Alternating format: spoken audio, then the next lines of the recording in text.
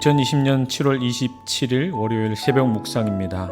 오늘 하나님께서 우리에게 주신 말씀은 로마서 3장 9절과 10절 말씀입니다. 그러면 어떠하냐? 우리는 나으냐? 결코 아니라. 유대인이나 헬라인이나 다 죄 아래에 있다고 우리가 이미 선언하였느니라. 기록된 바 의인은 없나니 하나도 없으며 깨닫는 자도 없고 하나님을 찾는 자도 없고. 수적천석이라는 사자성어가 있습니다. 풀이하면 낙숫물이 바위를 뚫는다는 말입니다. 송나라 때 숭양 현령이었던 장괴가 창고에서 수상하게 나오는 관원 하나를 발견하고 그의 상투에 숨겨있던 엽전 한 입을 찾아냅니다.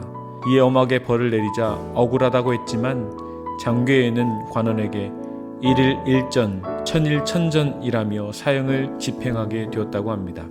똑똑똑 떨어지는 물방울이 아무것도 아닌 것 같지만 견고하여 결코 부술 수 없을 것 같은 바위를 쪼개버립니다. 죄는 그런 것입니다. 18세기 영국이 중국과의 교역에서 불리하게 되자 영국은 당시 식민지로 삼았던 인도를 통하여 중국의 아편을 판매합니다. 그 아편으로 중국은 18세기부터 19세기 중반까지 중국 전역이 아편으로 중독되었고 결국 청나라는 망하게 됩니다. 죄가 무서운 것은 우리에게 죄가 다가올 때 결코 공포스럽게 다가오지 않기 때문입니다. 오히려 폭력적이고 강압적으로 다가오면 긴장하며 막을 테지만 죄는 은밀하고 치밀하게 다가옵니다. 마치 물방울이 바위 위에 똑똑똑 떨어지듯이 하찮게 여기는 습관, 말, 마음, 생각 등을 통해서 죄가 우리 안에 들어오고 이로 말미암아 영혼이 병들고 감정에 따라 살게 되고 기분 내키는 대로 살게 되고 더 이상 하나님을 의식하지 않고 살아가는 삶을 살게 됩니다. 당시 유대인들은 율법을 지녔던 자들이었기에 죄는 자신들과 무관하며 율법으로 인해 자신들은 이미 의인이 되었다고 자부했습니다.